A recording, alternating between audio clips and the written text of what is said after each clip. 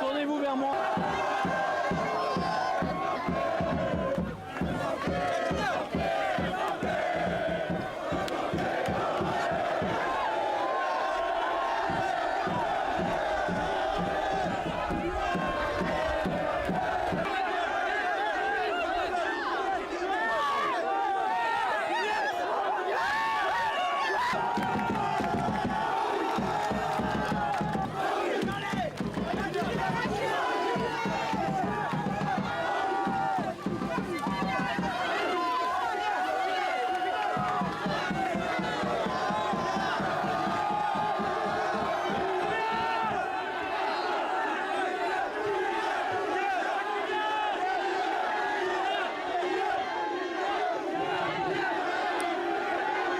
So after months and months of talks and negotiations, Kylian Mbappé has announced he will be staying with PSG, despite it looking like he had one foot out of the door to go to Real Madrid. And for more on this, our reporter Jonathan Johnson joins us now. JJ, it's great news for PSG and for French football. But before we get into it, everybody has wanted to hear from the man himself over the last couple of days, and you had the opportunity to sit down with him. So let's just take a listen.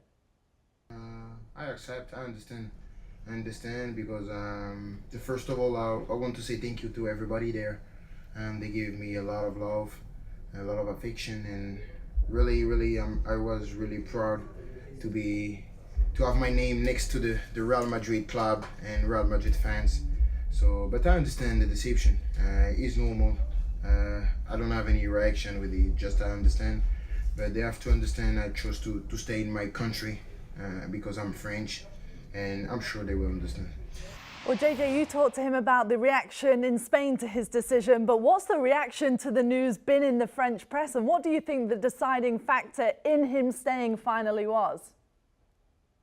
Great to be back on with you guys. Doesn't happen as often as I'd like with these Monday shows, but it's been really warmly welcomed over here in France. I think it was very clear from my exchange with Kylian earlier today, that staying in France, staying in his home country has played a huge role in his decision, also wanting to be that man who not only gets PSG over the hump in terms of their first Champions League success, but also brings Champions League success back to France as a country. They've got the Olympics to look forward to in Paris in 2024 as well. So I think all of this, did help to play a part in his decision, as well as, the well-being of his family as well. But like he said, he understands the disappointment, that his decision will have made in Spain. But at the same time, there's absolute jubilation over here in France, and in particular, the capital, Paris.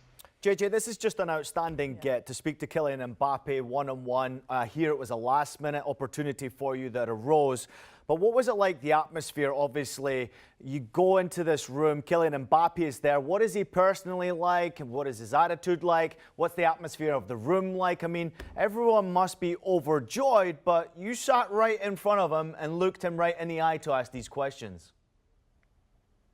Well, I can tell you that he's definitely, quite a tired guy after this whirlwind weekend that he's just been on. The contract extension being announced on the Saturday, scoring a hat-trick against Metz. And then a lot of the communication that's been done between then and now, the press conference, and then sitting down and doing a series of interviews. We're lucky enough to get one of them, and I can't speak highly enough of Kylian, the man. His family were there waiting on his every word, and you really get a sense of contentment, not just from him, but also from the family as a whole. He feels very proud of this decision, and they feel very proud of him because of this decision. And we've spoken about it so many times before, how mature, Kylian Mbappé is, both as a player, but also as a person off the pitch. And, it really comes across as that, such a very warm individual character off the pitch. And it was truly a pleasure for me earlier today. Jonathan, I understand that you've been talking a lot, and you say that you praise a lot his decision to stay in, his family, and everything he has been around. But I'm a little bit curious. Why now? Why in the last minute? Why waiting? If you want to stay in the Paris Saint-Germain team, if you want to If you are so proud to stay in Paris, stay in France, why wait until the last minute? I mean, we all know that Real Madrid is something that appeals to any kind of player in the world, that you maybe have been thinking, having your doubts, but why waiting for so long? Why just 1 week before the Champions League you make the decision? You could have said it before. And even, I know I got another question why only 3 years? Why not make it 5 years? If you are so committed, why only 3 years and not make it 5?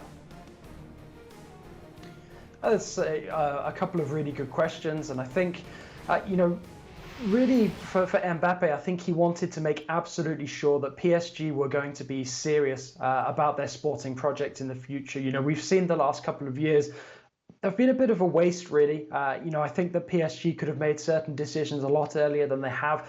We see that they're springing into action now. There's going to be movement on the coaching front, on the sporting director front, in official terms, in the very near future. I was lucky enough to speak to Chairman and CEO Nasser Al-Khelaifi as well as Mbappé earlier today, and he assured that there are moves afoot and that they will match the sort of ambition that Mbappé wanted to see from PSG. But I think as well, this is a decision that perhaps Mbappé might have been able to make earlier in the season, had certain results not gone against PSG. And I think, that also gave him cause to doubt, to reflect a bit further. But in one of his responses to me, he mentioned about how he went back and forth, discussed a lot with his family, but also, with those closest to him, and, finally came to that decision late on. And I think that also gave him a lot of leverage in discussions with PSG to make sure that they live up to his expectations. And I think for PSG to have a player who holds them to higher standards in a sporting sense, is really important, because this is a project that has been sort of stagnating now for quite some time. Now, I want to answer Lucho's question, because he went to break Real Madrid hearts because he's secretly a Barcelona fan. That's what you do. Obviously, he supports Barcelona. There's no other reason why you want to break their hearts at the very last minute. Now, looking at that sporting project that Real Madrid have, Jonathan, they had Vinicius, who really emerged as one of the top young talents in all of Europe. Karim Benzema continues to get better with age. Rodrigo has got 7 goals in his last 10 games for Real Madrid. So it looks like their front three is really starting to emerge. Do you feel like that played a part into it, that maybe his time with Real Madrid isn't there yet and that he will go there after his contract ends in 3 years? He'll only be 26 at that point. And maybe with Benzema on his way out, Vinicius a little bit older, Rodrigo a little bit older, he could fit into that puzzle a little bit better than he does right now? Yeah, possibly. And I think as well, it's probably, been quite unexpected, the excellent season that Real have had, when you consider how many of their star names are really in the twilight of their career. And perhaps this answers your question and Lucho's, in the fact that, perhaps this Real Madrid side isn't as close to being sort of broken up and redeveloped as we thought. Perhaps there is still a little bit more juice there left, in some of the players like Benzema. And I think perhaps Mbappé looked at the situation and thought, well, if Real win a Champions League this season, perhaps they don't quite need me yet as much as PSG do, because being completely honest, PSG without Mbappé stand no chance of reaching the Champions League final, let alone winning the Champions League in their current state. It's going to take a lot of work, even with Mbappé still on board. And I think perhaps he weighed up the fact that winning a Champions League, it's almost kind of expected when you join Real Madrid, whereas at PSG, it would be a monumental achievement for him to be able to turn around and say, I was the guy that got PSG over that hump, got them that first Champions League title. Obviously, he's far too modest to say that it would be just down to him. But, him staying is a big step towards PSG finally being able to do that. Well, JJ, no doubt he's at the heart of this project, but how much power does Mbappé now have at the club? Because reports suggest that they've given him the keys to the club. He'll have a say in a choice of manager, sporting director, and probably the players that they bring into the squad as well.